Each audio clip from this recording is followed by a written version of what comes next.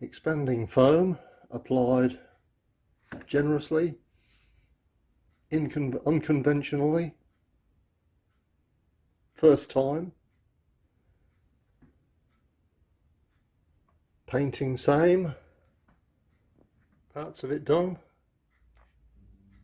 and parts of it a bit more complete.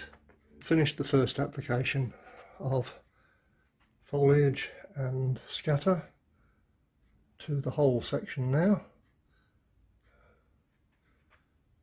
Got to think about what I'm going to do with the bare hillside this side. Larger section of forest canopy, both sides of the track, and the section here that I am covering with teased out fibre fill to hopefully make it more uneven and acceptable of the flock and the sawdust. And I've cut out this section so that it can go back in to cover up my point work when I need to access it because of a breakdown. Another short clip of part of my layout that's been covered with its first layer of scatter, coloured sawdust. It's as simple as that.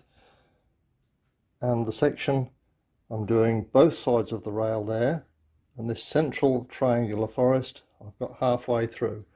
That's all so far, and I'm ready to start on this next section, which started life the same way, but instead of applying teased out fibre fill, I've stuck wool. It's covered up with wool fibre. Here you can see I have stuck the wool fibre down, and I've pulled it off and cut it into short lengths here. That's the latest section anyway.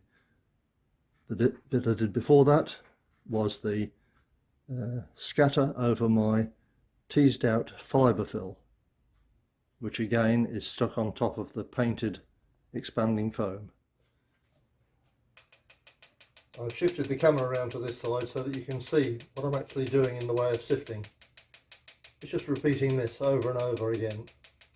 How far should I go? Well, you know, you could go forever, couldn't you? Getting all the bits out. So I'm just going till I feel it's about right.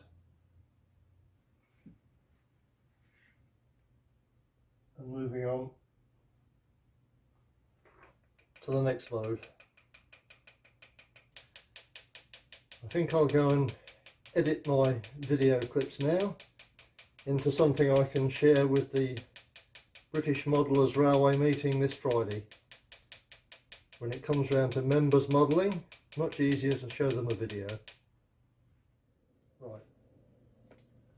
I'll just video this so that you can see what I'm doing, and I'll try editing out any bits that don't seem to be useful. This is what I've been just mixing.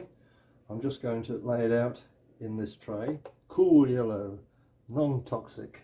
I'm going to put a bit more water in with that to thin it down some more.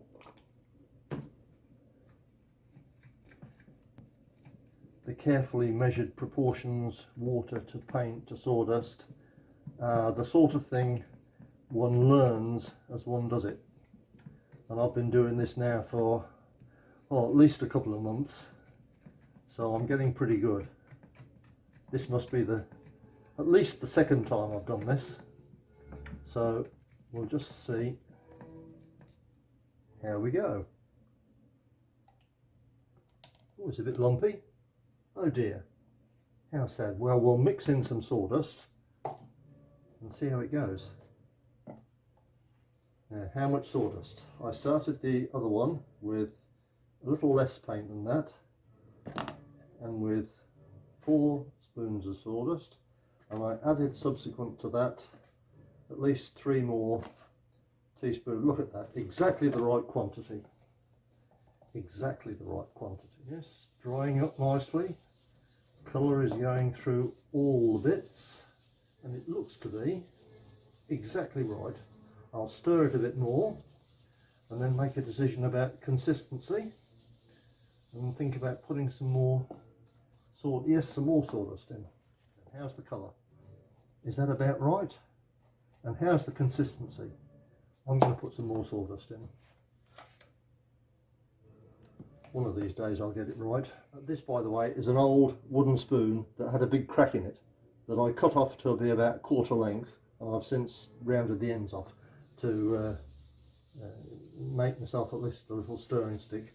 I also use it as a tapper for sieving my sawdust because it's the right sort of weight. These multiple use tools are very handy. That surely is enough sawdust. That surely is going to be enough sawdust.